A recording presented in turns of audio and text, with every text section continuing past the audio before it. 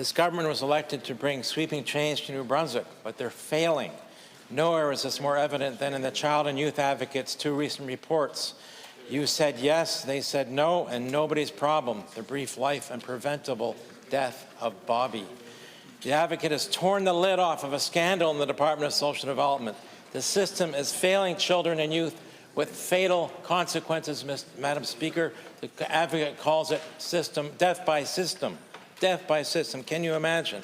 This reinforces the experience of MLAs who encounter the dysfunctional system when trying to help our young constituents when they come calling for help. The Advocate is pleading for us to intervene as legislators.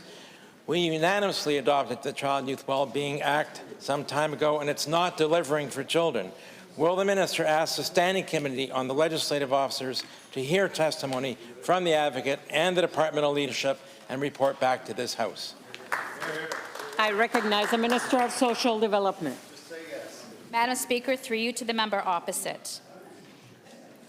The repercussions of not getting this right are the stories that we're hearing from the Advocate.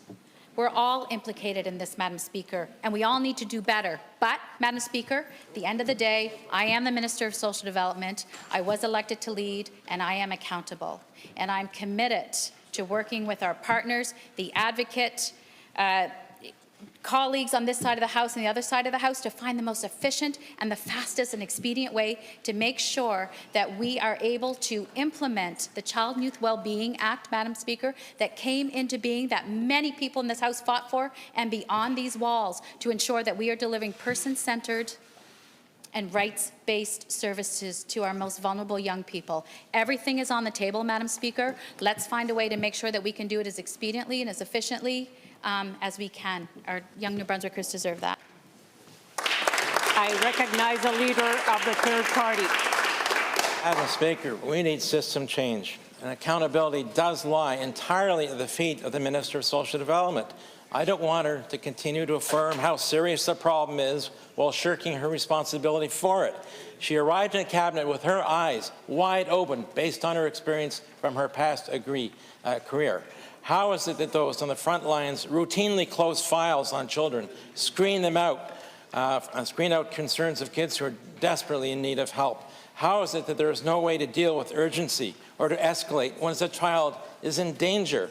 The regional governance structure of the department has failed and failed miserably. It's the abyss into which children fall and some die. Will the Minister restructure that system so that social workers can actually care for the children as if they were their own? I recognize the Minister of Social Development. Madam Speaker, through you to the member opposite, I just want to make sure I clarify something that the member suggested. I am not abdicating any of this responsibility, and I believe I said that in my very first answer. At the end of the day, I am the Minister of Social Development. We have an incredibly committed team right now at Social Development that is looking at how do we better deliver these supports and services. Where are these barriers? What tools are our incredible frontline folks missing who do not routinely close files on children as the member suggested?